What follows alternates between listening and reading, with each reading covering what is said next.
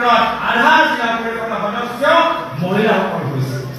কিন্তু শ্ৰদ্ধেয় ৰাইজ, এই সংবিধানৰ চিন্তাৰ পৰা, এই পঞ্চায়তৰ চিন্তাৰ পৰা বৰ্তমানৰ বিজেপি চৰকাৰে বিপৰীত কাম কৰি আছে। আজি ক্ষমতা ৰাইজৰ হাতত নাই। আজি ক্ষমতা বৰ্তমান চৰকাৰৰ দিনত মাত্ৰ 5জন ব্যক্তিৰ হাতত আছে। এই 5গৰাকী ব্যক্তি কোন? প্ৰথম হল মুখ্যমন্ত্ৰী হিমন্ত বিশ্ব শৰ্মা ডাঙৰীয়া, দ্বিতীয় হল মন্ত্ৰী পীযুষ হাজৰিকা ডাঙৰীয়া, তৃতীয় হল মন্ত্ৰী জয়ন্ত মল্ল বৰুৱা ডাঙৰীয়া, চতুৰ্থ হল মন্ত্ৰী অশোক সিংহ ডাঙৰীয়া, পঞ্চম হল বিধায়ক মানৱ ডেকা ডাঙৰীয়া। গোটেই চৰকাৰ, গোটেই দল এই 5গৰাকীৰ কব্জাত আছে। গোটেই চৰকাৰ, গোটেই প্ৰশাসন এই 5জন ব্যক্তিৰ দখলত আছে। আৰু সেইকাৰণে তেওঁলোকে যি কি কথা ক'ব পাৰে, সেইকাৰণে তেওঁলোকে যি কি কামবোৰ কৰিব পাৰে, সেইকাৰণে তেওঁলোকে গোটেই আইনবোৰ উলংঘন কৰিব পাৰে, কিন্তু তেওঁলোকৰ ওপৰত কোনো একশ্যন নহয়। আজি জয়ন্ত মল্ল বৰুৱা ডাঙৰীয়া বিভাগটো কোনটো? যি বিভাগে জল জীৱন আঁচনি চায়। আৰু গাঁৱৰ ভিতৰত আমি য'তে গৈছো মানুহে এটা কথা কয় যে জল জীৱন আঁচনিৰ জৰিয়তে আমি মাত্ৰ পাইপটোহে দেখা পাইছো, পানী আমি পোৱা নাই। হয়নে নহয় কওকচোন? এই কোটি কোটি টকা ক'ত গ'ল? এই কোটি কোটি টকা যে লুণ্ঠন হৈছে জল জীৱন আঁচনি, তাৰ বাবে মুখ্যমন্ত্ৰীয়ে SIT গঠন কৰিবনে? তাৰ বাবে অসম আৰক্ষীক নিৰ্দেশ দিবনে? এতিয়া একো নকৰে, একো নকৰে। অলপ দিন আগত কেন্দ্ৰৰ চৰকাৰে তদন্ত কৰিলে কিছুমান কয়লা বেপাৰীৰ লগত জড়িত থকা মানুহৰ ওপৰত তেওঁলোকৰ ঘৰত গৈ তেওঁলোকৰ পৰা পইচা তেওঁলোকে সংৰক্ষণ কৰিলে। প্ৰায় 1.5 কোটি টকা পইচা কেন্দ্ৰৰ চৰকাৰে আজি তেওঁলোকে সংৰক্ষণ কৰিছে কয়লা বেপাৰীৰ ওপৰত তদন্ত কৰাৰ পিছত। আৰু সেই কয়লা বেপাৰী কোন? কোনোবা গান্ধী, কোনোবা বনচল।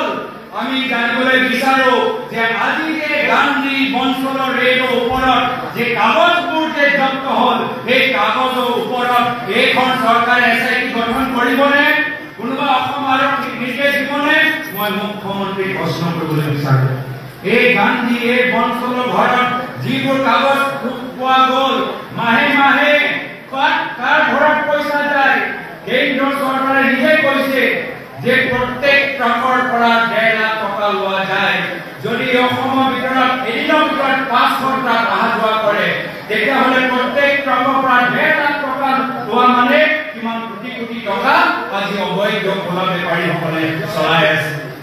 কিন্তু মুখ্যমন্ত্ৰী ইমান উমৰাম চব মানুহ মৰি গ'ল। তাৰপিছত কোন তেওঁলোকৰ যে মূল খলনায়ক, এই সিন্ডিকেটৰ মূল খলনায়কক আজিলৈকে মুখ্যমন্ত্ৰী ধৰিবলৈ সাহস কৰা নাই। কিয়? যিহেতু কোনোবা আজি সেই সিন্ডিকেটৰ লগত, সিন্ডিকেটৰ যে মূল খলনায়ক, তেওঁলোকে ৰাইজৰ আগত তাৰ নামটো বাতিল কৰিবলৈ বিচৰা নাই। আজি এয়া হ'ল এনেকুৱা অৱস্থা। আজি গুৱাহাটীৰ ভিতৰত অশোক সিংহ ডাঙৰীয়া বিভাগত ছুপাৰ চাকৰ মেচিন লৈ ডাঙৰ তেওঁলোকৰ কেলেংকাৰী হৈছে, কোনো তদন্ত নাই। আৰু যেতিয়াই কোনোবা প্ৰশ্ন কৰে, এইখন চৰকাৰে তেতিয়াহে অসম আৰক্ষী ব্যৱহাৰ কৰে। য'ত অপৰাধ হয়, য'ত কেলেংকাৰী হয়, তাত তেওঁলোকে নিমাত থাকে। কিন্তু যদি কোনোবা কেলেংকাৰী হয় মাত মাতে, সেইজনকে তেওঁলোকে ধৰে। আমি কি দেখা পালো? যিখন বেংকত মুখ্যমন্ত্ৰী নিজে এজন ডিৰেক্টৰ হৈ আছে, এপেক্স বেংক, এই এপেক্স বেংকত 50 কোটি টকা কেলেংকাৰী লৈ যেতিয়া এজন সাংবাদিকে প্ৰশ্ন কৰিলে, তেতিয়া এইখন চৰকাৰে সেই সাংবাদিকজনক ভুৱা কেছ জাপি তেওঁলোকক জেললৈ পঠাই দিলে। আৰু তাৰপিছত যেতিয়া সাংবাদিকসকলে প্ৰশ্ন সুধিলে, তো মুখ্যমন্ত্ৰী উত্তৰ দি আছে যে এইজন সাংবাদিকেই নহয়, তেওঁ মাত্ৰ কিছু পৰ্টেলত কাম কৰে। এই ধৰণৰ তেওঁলোকৰ কথাবোৰ, পাতল পাতল কথাবোৰ তেওঁলোকে পাতি আছে। আজি দুখ লাগে যে আজি বৰ্তমান চৰকাৰ দিনৰ ভিতৰত আজি আমি আটাইতকৈ বেছি আমি চৰকাৰী স্কুল বন্ধ হোৱা দেখা পাইছো। আজি আমি অসমৰ চুকে কোণে গৈছো আৰু অসমৰ মহিলাসকলে কৈছে যে আজি তাৰিখত আমি গাঁৱৰ ভিতৰত চৰকাৰী স্কুল বন্ধ হোৱা দেখা পাইছো আৰু মদৰ দোকান খোলা আমি দেখা পাইছো। হয়নে নহয়? আজি দুখ লাগে যে বৰ্তমান হিমন্ত বিশ্ব শৰ্মা ডাঙৰীয়া চৰকাৰৰ দিনত আটাইতকৈ আটাইতকৈ বেছি আমাৰ অসমীয়া গাঁৱত মদৰ দোকান খুলিবলৈ আৰম্ভ কৰিছে। আমি কথা দিছো ৰাইজ, অহা বছৰ বিধানসভা নিৰ্বাচন আহিব, যেতিয়া কংগ্ৰেছৰ চৰকাৰ আহিব, আমি হিমন্ত বিশ্ব শৰ্মা ডাঙৰীয়া খোলা এই মদৰ দোকান বন্ধ কৰিম আৰু চৰকাৰী স্কুল আমি পুনৰবাৰ আৰম্ভ কৰিম। আজি দুখ লাগে যে আমাৰ মহিলাসকলে কৈছে যে আমাৰ গাঁৱৰ ভিতৰত এতিয়া ড্ৰাগছ সোমাই গৈছে। গাঁৱৰ যুৱকসকল, নিবনুৱা যুৱকসকল এতিয়া হঠাৎ ড্ৰাগছ ল'বলৈ আৰম্ভ কৰিছে। কিন্তু মুখ্যমন্ত্ৰী নিমাত আজি মোৰ সন্দেহ যে যিদৰে কয়লা এটা চিণ্ডিকেট চলি আছে অসমত, এই একেৰাহে অসমৰ ভিতৰত এটা ড্ৰাগছৰ চিণ্ডিকেট জড়িত হৈ আছে। আৰু যিদৰে কয়লাৰ লগত কোনোবাই শক্তিশালী মন্ত্ৰী জড়িত হৈ আছে, মোৰ সন্দেহ যে ড্ৰাগছৰ বেপাৰৰ লগতো কোনোবা শক্তিশালী মন্ত্ৰী জড়িত হৈ আছে। আৰু সেইকাৰণে আজি আমাৰ নিবনুৱা যুৱকসকল হতাশ হৈ আজি কোনোবা মদ খাবলৈ আৰম্ভ কৰিছে, কোনোবা ড্ৰাগছ খাবলৈ আৰম্ভ কৰিছে, আৰু একো চাকৰি নাপায়। কোনোবা কয়লা মাফিয়া, কোনোবা বালি মাফিয়া, কোনোবা হিল মাফিয়া, কোনোবা কাঠ মাফিয়া, কোনোবা পাথৰৰ মাফিয়া আজি কাম কৰিবলৈ বাধ্য হৈছে।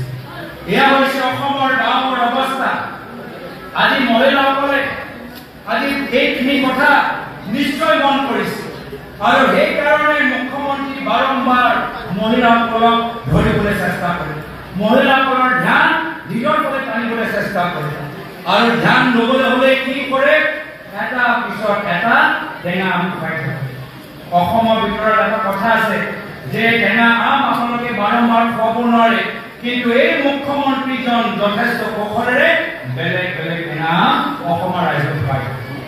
এতিয়া তেওঁলোকৰ এটা গান আছে, গানটো মনত আছে নে নাই নাজানো, এই আকৌ এবাৰ গানটো আছে, মনত আছে নে নাই?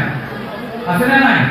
আকৌ এবাৰ এবাৰ কি হ'ল, আমাৰ গাঁৱৰ মহিলাসকল এই আকৌ এবাৰ গান গাই নাচি ওলাই আহিল। কিয়? বিজেপিয়ে ক'লে নাচি ওলাই আহা, গছ পুলি ৰোৱা, 10,000 টকা পাই যাবা। হয় নে নহয়? এটা গছ পুলি কোনে ৰোলে? হাত দাঙি দিয়কচোন। কোনে ৰোলে? হাত দাঙি দিয়ক। এটা 10,000 টকা কোনে পালে? হাত দাঙি দিয়কচোন। খাই পোৱা এয়া হ'ল বিজেপি। 10,000 টকাও দিয়া নাই আৰু গোটেই গছ পুলিবোৰ মৰি গ'ল। হয় নে নহয়? গছ পুলিবোৰ মৰি গ'ল। এয়া হ'ল বিজেপি। প্ৰত্যেকবাৰ আপোনালোকক বিশ্বাসঘাতকতা কৰে। হয়, কিছুমানৰ 1250 টকা দিছে, কিন্তু সেই 1250 টকা বিনিময়ত আজি গেছ চিলিণ্ডাৰ দাম তেওঁলোকে 1000 টকা বঢ়াই দিলে। হয়, তেওঁলোকে কিছুমানক 1250 টকা দিছে, কিন্তু এই 1250 দিয়াৰ লগে লগে তেওঁলোকে আপোনালোকৰ ঘৰৰ ইলেক্ট্ৰিচিটি বিল আজি 1000 টকালৈকে লৈ গৈছে। হয়, আপোনালোক কিছুমানক 1250 টকা দিছে, কিন্তু গাঁৱৰ ৰাস্তা কাম কৰা নাই, গাঁৱৰ স্কুলৰ কাম কৰা নাই, নিবনুৱা যুৱকসকলক সংস্থাপিত দিয়া নাই, মানুহসকলক দৰমহা দিয়া নাই, শিক্ষকসকলক দৰমহা দিয়া নাই, কণ্ট্ৰাক্টৰসকলক দৰমহা দিয়া নাই। আজি এই হ'ল তেওঁলোকৰ অৰ্থনৈতিক স্থিতি। আজি সেইকাৰণে আমি তেওঁলোকৰ পৰা হিচাপ ল'ব লাগিব। আজি এই পঞ্চায়ত নিৰ্বাচনৰ সময়ত আমি এইখন চৰকাৰৰ পৰা হিচাপ বিচাৰিছিলো যে তোমালোকে কৈছা 6 মাহৰ ভিতৰত জনজাতিকৰণ কৰিবা, 6 মাহৰ ভিতৰত জনজাতিকৰণ কৰিবা তোমালোকে কৈছা। আহোম, মৰাণ, মতা, কোচ, মুচি, চুতীয়া, আদিবাসী কথা কৈছা। আজি আমি জানিবলৈ বিচাৰো তোমালোকৰ চৰকাৰ 11 বছৰ হ'ল দিল্লী, 9 বছৰ হ'ল দিছপুৰত, মুখ্যমন্ত্ৰী মহোদয়ে আপোনালোকে বাৰম্বাৰ দিল্লীলৈ যায়, কিমান বাৰ আপোনালোকে চৰকাৰ জনগোষ্ঠী জনজাতিকৰণ কথা পাতিলে, এই কথা আমি জানিবলৈ বিচাৰো। মোৰ সন্দেহ যে তেওঁ এবাৰো মাত মাতা নাই। মই আজি তেওঁৰ পৰা স্পষ্টীকৰণ বিচাৰিছো যে যিদৰে ৰাহুল ডাঙৰীয়াই কৈছে যে বাৰম্বাৰ আমাক জনজাতি কাষ্ট সাৰ্ভে লাগে, আমাৰ জনজাতি জনগণনা লাগে, আৰু সেই দবাবত আজি প্ৰধানমন্ত্ৰী মোদী ডাঙৰীয়া মানি গ'ল যে হয় আমি জনজাতি জনগণনা কৰিম। আজি মই সুধিবলৈ বিচাৰো যে অসমৰ ভিতৰত 6টা জনগোষ্ঠী জনজাতিকৰণ বিচাৰি আছে, আপোনালোকে জনজাতিকৰণৰ পক্ষত আছে নে বিপক্ষত আছে? আমি সুধিবলৈ বিচাৰো যে যেতিয়া আপোনালোকৰ জনজাতিৰ ভোটবোৰ লাগে, যেতিয়া আপোনালোকে পাৰ্লামেণ্টত 125 সংবিধান এমেন্ডমেন্ট আনিবলৈ বিচাৰে যি এমেন্ডমেন্ট যোগেদি আপোনালোকে ট্ৰাইবেল কাউন্সিলক আৰু ক্ষমতা দিবলৈ বিচাৰে কিন্তু সেই সংসদটো মাত্ৰ ইলেকশ্যনৰ সময়ত আনে যেতিয়া ইলেকশ্যন পাৰ হৈ গ'ল আপোনালোকে ট্ৰাইবেল কাউন্সিলৰ কথা পাহৰি যায় আমি সুধিবলৈ বিচাৰো যে আপোনালোকে ট্ৰাইবেল কাউন্সিল আমাৰ অসমৰ জনজাতিৰ যিবোৰ কাউন্সিলবোৰ আছে আৰু ক্ষমতা দিয়া পক্ষত আছে নে নাই এই প্ৰশ্নটো আমি সুধিবলৈ বিচাৰো প্ৰত্যেক কাউন্সিলৰ আজি আৰ্থিক অৱস্থা বেয়া আৰ্থিক সংকট বেয়া যথেষ্ট আৰ্থিক সংকটত আছে আজি আমি সুধিবলৈ বিচাৰো যে আপোনালোকে শ্ৰমিক বাগানৰ শ্ৰমিকসকলক কৈছিল যে ৩৫৫ টকা দিব ক'ত ৩৫৫ টকা আজি এখন চৰকাৰ আজি শ্ৰমিক দিৱসৰ দিনত মই আপোনালোকক চ্যালেঞ্জ কৰিছো যে অহা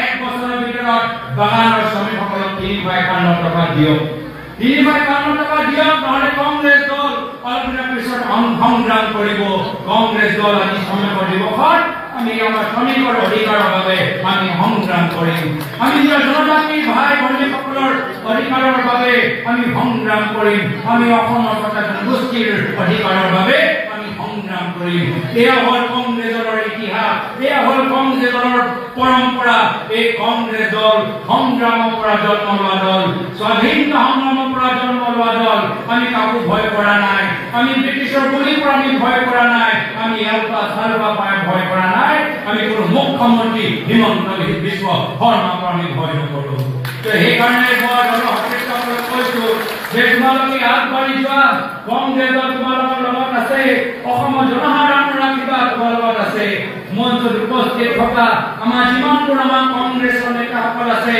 আমি দিছপুৰত আমি হিমন্ত বিশ্ব শৰ্মা ডাঙৰীয়া আৰু তেখেতৰ মন্ত্ৰীসকলৰ লগত যুঁজিম আৰু আমি জিকিম আৰু আপোনালোকে গাঁৱত গৈ আপোনালোকে বিধায়ক আৰু বিজেপিৰ লগত যুঁজিব আৰু আপোনালোকে জিকিব তো মই আজি আৰু বিশেষ দীঘলীয়া ক'বলৈ বিচৰা নাই আজি এই সভাৰ পৰা পুনৰবাৰ আমি যদি অসমত শান্তি সম্প্ৰীতি বিচাৰো যদি অসমখন আমি বিজেপি ভয়ৰ পৰা মুক্তি দিয়াবলৈ বিচাৰো এই আমালোকৰ সন্মুখত এটাই বিকল্প ভাৰতীয় জাতীয় কংগ্ৰেছ দল আৰু কংগ্ৰেছ দলে শান্তি আনিব পাৰিব কংগ্ৰেছ দলে সম্প্ৰীতি আনিব পাৰিব কংগ্ৰেছ দলে গাঁৱৰ ভিতৰত উন্নতি আনিব পাৰিব সেইকাৰণে তোমালোকে আগবাঢ়ি যোৱা আমি সকলোৱে মিলি জুলি আমি যুঁজিম আৰু আমি জিকিম ইতিমধ্যে আপোনালোকে দেখিবলৈ পালে গৌৰৱ গগৈ ডাঙৰীয়াই কৈ গ'ল বহুখিনিৰ কথা পঞ্চায়ত নিৰ্বাচনক লৈ পিনি আৰু লগতে পাকিস্তানৰ লগত লিংক থকা কথা লৈ পিনি মুখ্যমন্ত্ৰী ডাঙৰীয়াই প্ৰত্যুত্তৰ দিলে কাৰণ মুখ্যমন্ত্ৰী ডাঙৰীয়াই কৈ গৈছিল গৌৰৱ গগৈৰ বিষয়ে বহুখিনি কথা